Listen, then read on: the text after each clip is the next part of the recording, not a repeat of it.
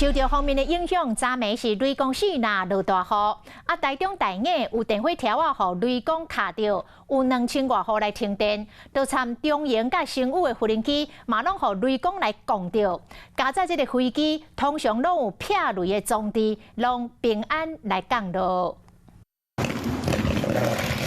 砰一声，电火条啊熊熊着火，春雷一比一重去卡着路边的电火条啊，互台中大雅2000多户停电。台北可以后壁天顶无四那写过，这个画面互人看到心惊胆吓。昨暝方面来春雷带来四那含水汽，台中以北拢落大雨，含无人机起降拢受到影响，包括中营2个为香港飞倒来台湾的航班，含新武飞办国的飞轮机拢有去卡着，不过无影响到飞轮机咧飞。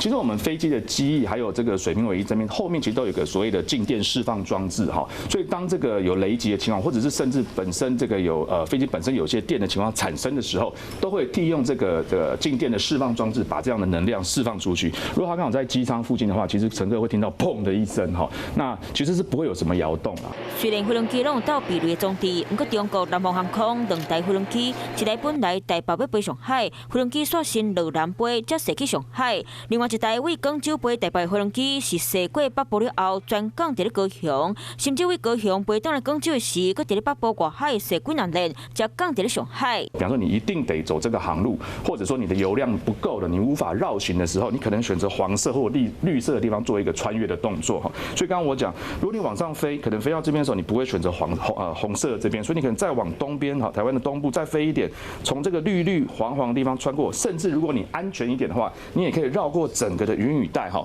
民众伫路口看到单雷公司那难免会烦恼危险，若是无注意，看到头长徛伫，就要特别细腻。身躯顶上好卖挂金属的物件，跳雷公卡着风险，才当降到上低。